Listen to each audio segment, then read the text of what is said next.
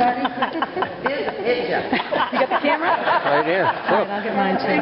I'm doing a movie. All this way to spend the time to think about my sister Louise and Margie's sister Louise and Marie's sister Louise. First of all, I miss her a lot, and I'm sure they do too. I just wanted to talk a little bit about her life.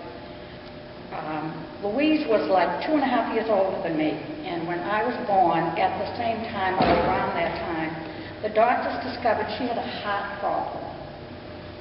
And it was like a hole in her heart. And they said at the time that she would not live beyond 5 years old. And just that imagining, she lived 70+ years beyond 5 years old. And she did it with a lot of gusto.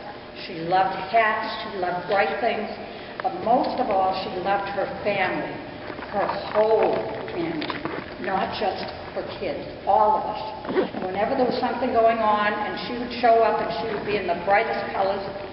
This is my hat, this is Louise, I know you're there, Louise, I know you're listening.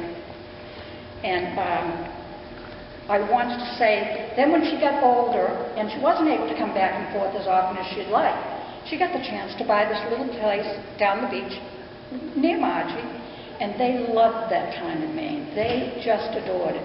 And between the fact that she could walk the beach and the fact she had Lucy, Jewel, her dogs were her whole life. I know one time she went to Susan and Tony's for dinner, and they told her, you can't bring the dog. We got a dog, and they don't, well, they brought the dog anyhow. They went back for dinner. It just shows you how sometimes you have to think about that. The other thing I want to talk about is my Aunt Louise. This is older Aunt Louise. When she died, she left us a small inheritance. And we decided the four of us would go to Ireland together. We were going to check our roots out. And of course, everybody had told us there's nobody back there. They're all gone. Well, you don't know this group.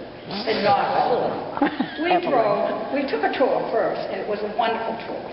And I don't know how, but Margie and I seemed to get paired up in one room. I know how. And Marie and Louise were in the other room. Just surprised. Yeah, shocker. Yes, Louise used to, because at one time Freddie worked all night, so Louise used to bring a toaster, or if she could get a toaster. When she was at my house, she would cook toast. But on the road, she just kept turning the TV on in the middle of the night. 3 o'clock, 2:30. But I don't think Marie put up with it. Not that we don't think Marie would put up with that, but she didn't. But they just figured it out easily. The other thing was, I was driving the car. And if you've ever driven on the wrong side of the road in any country, Or driven with my mother. it's really tough. Naturally, Margie was the navigator. So Louise and my sister Marie were in the back seat. And they never saw a thing. Yes, and we'd be driving along, and Margie would say, oh, there's a castle over there. And I'd say, wow. She'd say, I don't see any castle out there. You got us guys in the back seat. Couldn't see nothing. So, one of the times we were driving along, Marie said the same thing, and I said, Marie, would you like to drive? No way. There was never a talk in the back seat again.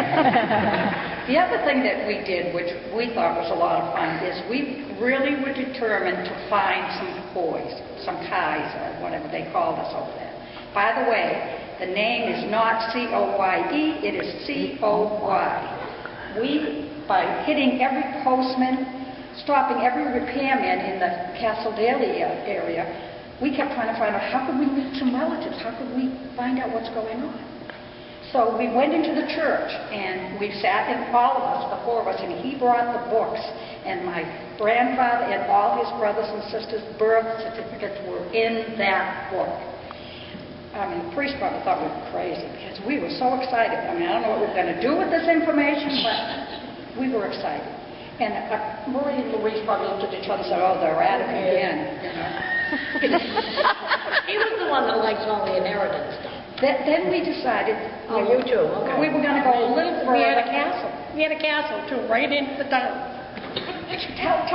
Tell them the secret of the castle and the Coy family.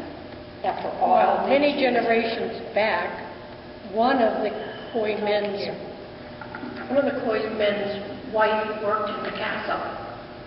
And so there was a line of Coys out there who are really not Coys. They're Pierces, and they belong to the castle. So we don't know if we're on that line or not. Oh, I'm sure we are. Yeah. Definitely. So I'm we could sure be we are. on the royalty side. When we decided somebody told us, yes, there is this lady named Bobby Skagil, Seeker. I will say Skagil, I don't know how to say it. And we went into the pub, and it's called the Castle Daily Pub. And there was a church, too, right next to it, but we went into the pub. And the... Church, pub, pub. That makes sense. And the guy at the pub said, you are related, I think, to Bobby Skagil, and because she was a Kai. Okay. So we said we'd really like to see her and meet her. In the meantime, he said, well, they're down this next lane and down this dirt road. So we just decided to kind of peruse and see what the place looks like.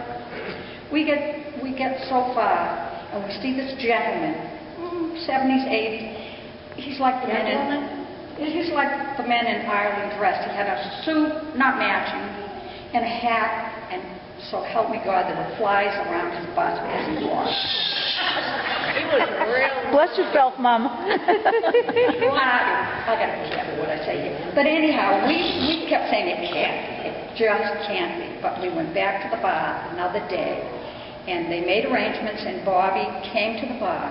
All dressed up. Oh, yes, and we went to the bar, and we met her, and she looked a lot like Aunt Mary. Yeah, she looked like Really reminded us a lot of Aunt Mary. She sat with us, and then one night we went to a dance. Was that the first trip or the second? Oh, that's the second trip. Anyhow, and we talked back and forth to her. We sent cards, we sent presents, and she has passed away since now, but it was really wonderful to meet somebody, even though it must have been 6 generations. She took us to the house. Margie stepped in a cow flap. I don't need These are important details. Yeah. You don't want to hear this? So much information.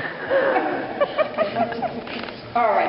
All I have to say is we laughed a lot on that trip, and Louise will be missed by me and hopefully by you guys too. And I know she's still here, so watch out today. Something's going to tell us she's here. Thank you all.